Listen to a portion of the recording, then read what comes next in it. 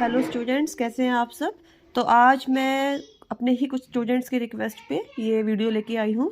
ये metals non metals chapter है, उसमें metallurgical processes, occurrence of metals, extraction of metals वाला टॉपिक है ये। इसमें बच्चों को काफ़ी प्रॉब्लम ऐसे आती है कि वो कंफ्यूज हो जाते हैं। आपको पता है रिएक्टिविटी सीरीज में हमारे पास 3 तरह के मेटल्स हैं, लो रिएक्टिव, मॉडरेट और हाईली रिएक्टिव। तो उसमें थोड़ा सा कन्फ्यूज़न चलता है, तो मैं उसी को थोड़ा सा इजी वे में आपको एक्सप्लेन करने की कोशिश करूंगी। और आपको पता है कि ये जो चैप्टर है इसका वेटेज भी बहुत ज़्यादा है एग्जाम में, है ना। तो इसको बहुत अच्छे से आपको पढ़ना है और केमिस्ट्री में बहुत अच्छे नंबर लेके आने हैं आपको। तो अगर मैं स्टार्ट करूं तो मेटलर्जी में सबसे पहले तो आपको और मिनरल का डिफरेंस पता होना चाहिए। ये देखिए यहाँ पे मैंने लिखा भी हुआ है कि जो आपको पता है कि जो जितने भी हमारे एलिमेंट्स हैं वो मेटल होते हैं, नॉन मेटल होते हैं। तो अगर मुझे मेटल चाहिए तो मेटल या तो फ्री स्टेट में होगा या कंबाइंड स्टेट में होगा। अगर वो फ्री स्टेट में है तो ओके है, अगर कंबाइंड स्टेट में है तो मुझे उसमें से कंबाइंड स्टेट में से अपने मेटल को एक्सट्रैक्ट करना होगा। और इनकी अक्रेंस कहाँ है, अक्रेंस मतलब ये हमें कहाँ से मिलते हैं, तो या तो ये अर्थ की क्रस्ट में होंगे या कुछ हमें सी वाटर से मिल सकते हैं। और ये कौन सी फॉर्म में मिलते हैं, हमें मिनरल्स की फॉर्म में। और मिनरल का मतलब ही क्या है, जो नेचुरली हमारे एलिमेंट्स चाहे वो फ्री फॉर्म में मिले चाहे हमें कंबाइंड फॉर्म में मिले, उनको क्या बोलेंगे, हम मिनरल्स बोलेंगे। ठीक है, भंडार एक तरह से ये हमारे रिसोर्सेज हैं। और इन्हीं मेटल्स की बदौलत हम कितने कुछ अपना जो भी है, कितना कुछ हमारी लाइफ में बहुत कुछ हमें इनसे मिलता है और बहुत कुछ हम इनसे बनाते हैं। तो अगर ये अर्थ की क्रस्ट में मिल रहे हैं तब भी ठीक है, अगर सी वाटर में मिल रहे हैं तो आपकी एनसीईआरटी में 2 एग्जांपल दिए हुए हैं, NaCl और MgCl2। यानी कि ये सोडियम क्लोराइड, सोडियम का और एक सोडियम का मिनरल, और ये क्या हो गया, मैग्नीशियम क्लोराइड। तो दोनों के फॉर्मूला भी मैंने यहाँ पे लिखे हैं, NaCl MgCl2। और क्या हो गया, ये सोडियम क्लोराइड, और MgCl2 क्या हो गया, मैग्नीशियम क्लोराइड। और जो हार्ड वाटर वाला एक क्वेश्चन आता है कि हार्ड वाटर में कैल्शियम और मैग्नीशियम के क्लोराइड्स और सल्फेट्स रहते हैं, तो यहाँ पे मैंने मैग्नीशियम क्लोराइड यहाँ पे आपको हार्ड वाटर की भी याद दिला रहा है। तो नेचुरली अक्रिंग जो मिनरल्स हैं, एलिमेंट्स या कंपाउंड के, वो या तो अर्थ क्रस्ट में मिलेंगे या फिर सी वाटर में मिलेंगे, और उनको ही हम क्या बोलते हैं, मिनरल्स बोलते हैं। लेकिन एक ऐसा मिनरल, हर मिनरल में से आप प्रॉफिट के साथ मेटल को एक्सट्रैक्ट नहीं कर पाते। क्यों? क्योंकि हो सकता है मिनरल में जो हमें डिजायरेबल मेटल है उसकी परसेंटेज कम है और दूसरे या इम्प्योरिटीज की परसेंटेज ज़्यादा है, या हमें इतना ज़्यादा पैसा लगाना पड़ रहा है, कॉस्ट हाई हो जाती है, तो हमें प्रॉफिट नहीं मिलता मेटल को एक्सट्रैक्ट करके। तो वो तो जस्ट मिनरल्स ही हैं, सारे के सारे मिनरल्स हैं, हमें पता है। लेकिन वो मिनरल जिसमें से हम मेटल को प्रॉफिट के साथ एक्सट्रैक्ट कर पा रहे हैं, क्यों? क्योंकि या तो हमारी कॉस्ट कम लग रही है या फिर उसमें मेटल की परसेंटेज क्या है, हाई है, उस मिनरल को हम क्या बोलेंगे, और बोलेंगे। इट मीन्स क्या हुआ कि सारे के सारे ओर्स तो मिनरल हो सकते हैं, लेकिन सारे के सारे मिनरल और नहीं होते। क्यों?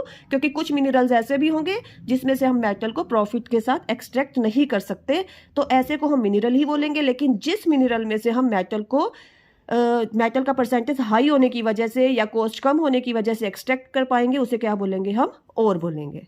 बच्चों, जब भी मेटल को एक्सट्रैक्ट किया जाएगा तो पहला स्टेप होगा, वो होगा एनरिचमेंट या फिर कंसंट्रेशन। मतलब जो आपकी ओर होती है उसमें इंप्योरिटीज होती हैं, वो सैंड या सोयल की फॉर्म में अगर है तो उनको गैंग बोलते हैं। तो गैंग को किसी भी फिजिकल या केमिकल मेथड से अगर आप कर रहे हो, मतलब रिमूव कर रहे हो ओर में से, तो वो क्या हो जाएगा, इंप्योरिटीज को रिमूव करना, गैंग को रिमूव करना ओर में से, क्या होगा, एनरिचमेंट या फिर कंसंट्रेशन। तो ये फर्स्ट स्टेप है। और जो सेकंड स्टेप है उसमें ये आपकी मिडल, लो और हाईली रिएक्टिव सीरीज की किस तरह से हमने केमिकल रिएक्शंस का यूज करके करना है, वो मैं आपसे डिस्कस कर रही हूँ। अब उसके बाद अगर मैं एक्सट्रैक्शन ऑफ मेटल पे आती हूँ कि और से मुझे एक्सट्रैक्ट करना है मेटल को, तो मेरे पास 3 तरह के मेटल्स हैं। कौन से हैं? एक तो लिस्ट रिएक्टिव है, एक मॉडरेटली है और एक हाईली रिएक्टिव है। अगर लिस्ट रिएक्टिव की बात करूँ तो जो किसी से रिएक्ट ही नहीं कर रहा है वो मुझे क्या मिलेगा, वो मुझे फ्री स्टेट में मिल जाएगा। और अगर वो कंबाइंड भी होगा किसी के साथ तो मैं इजीली उसको क्या कर पाऊंगी, एक्सट्रैक्ट कर पाऊंगी। यानी कि सिंपल मेथड से, सिंपल ये फिजिकल या केमिकल मेथड से मैं उस लिस्ट रिएक्टिव और मेटल का, जो मेटल है और के अंदर, उस मेटल को मैं क्या कर पाऊंगी, एक्सट्रैक्ट कर पाऊंगी। तो आपकी एनसीईआरटी में फ्री स्टेट वाले जो हैं वो ये 4 एग्जांपल दिए हुए हैं कि फ्री स्टेट में हमें कौन से एलिमेंट मिल जाते हैं।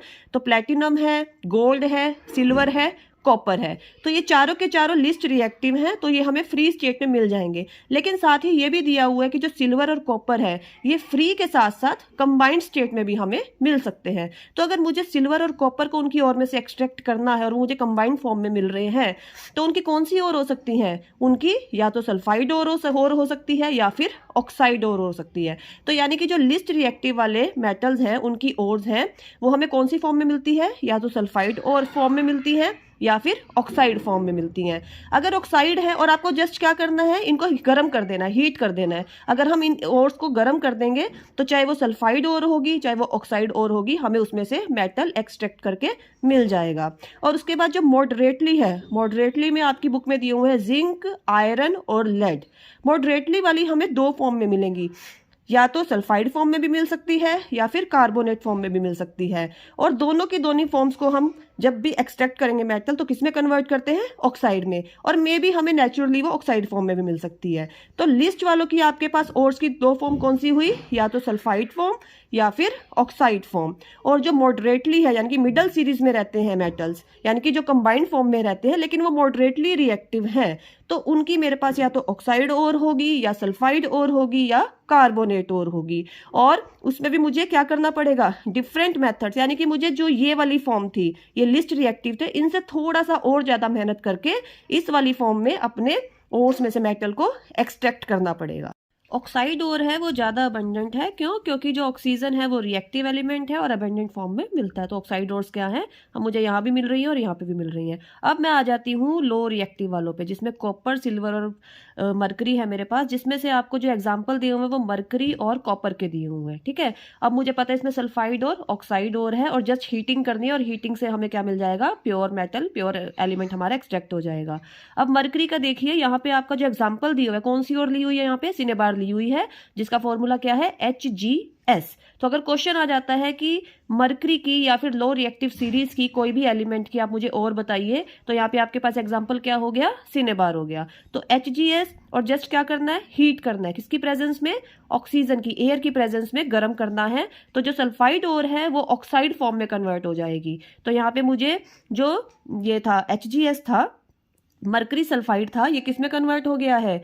ये मर्क्यूरिक ऑक्साइड में कन्वर्ट हो गया है। और साथ में कौन सी गैस रिलीज हुई है? Sulphur dioxide gas. ऑब्वियसली यहाँ पे सल्फर है तो कौन सी गैस बन जाएगी? Sulphur dioxide. और अगेन जो आपका ये आपको मर्क्यूरिक ऑक्साइड मिला था, फर्दर हीटिंग करते रहना है और क्या मिल जाएगा हमें? प्योर मरकरी लिक्विड फॉर्म में, मोल्टन फॉर्म में मिल जाएगा। और साथ में कौन सी गैस रिलीज हो रही है? ऑक्सीजन।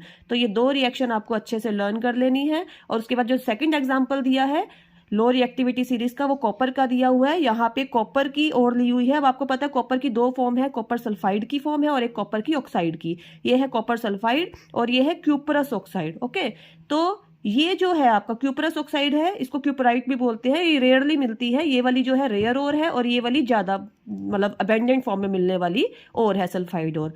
तो यहाँ पे सल्फाइड ओर को जब हमने ऑक्सीजन की प्रेजेंस में हीट किया है तो मुझे यहाँ पे क्या मिल गया है?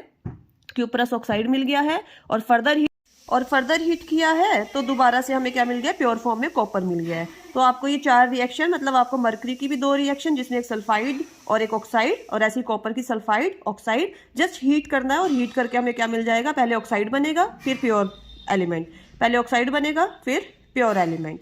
और यहाँ पे ये फॉर्मूला लर्न करने हैं आपको। HgS क्या हो गया? सिनेबार हो गया। ये और है मरकरी की ओर है, mercury sulphide, HgO mercuric oxide. और अगर आ जाए कि मरकरी की ओर्स बताइए तो आप ये दोनों नाम उसमें दे सकते हैं। ये वैसे बहुत रेयर ओर है लेकिन फिर भी आप दोनों नाम दे सकते हैं। ऐसी कॉपर की दो ओर के नाम आ जाए तो आप ये दोनों एग्जाम्पल दे सकते हैं, Cu2S और Cu2O, कॉपर सल्फाइड और क्यूपरस ऑक्साइड। तो ये तो है लो सीरीज के ओर्स और उनके लिए जस्ट क्या करना है? ये आपको सल्फाइड या ऑक्साइड ओर में मिलेंगी और आपको जस्ट हीट करना है और हमें क्या मिल जाएगा? Pure element. उसके बाद जो सेकंड है, जो मिडल सीरीज है, उसके लिए मैं नेक्स्ट वीडियो में समझाऊंगी। और इसमें एग्जांपल किसके हैं? जिंक का है, आयरन का है और लेड का है। और कौन कौन सी और है इनकी? ऑक्साइड, सल्फाइड और कार्बोनेट। एक बात और, मिडल सीरीज में दो एग्जांपल मैंगनीज और आयरन के भी हैं। क्यों? क्योंकि इनमें जब ऑक्साइड्स और है जो इनकी, और उनसे हमने प्योर एलिमेंट को जब एक्सट्रैक्ट करना है तो रिडक्शन किया गया है। और रिडक्शन में कार्बन का यूज ना करके डिस्प्लेसमेंट मेथड को यूज किया गया है, जिसमें एक हाईली रिएक्टिव मेटल को यूज करके इनको इनकी ओर से डिस्प्लेस किया गया है। तो वो नेक्स्ट वीडियो में रिएक्शन के साथ आपको एक्सप्लेन करूंगी। Okay, bye, thank you.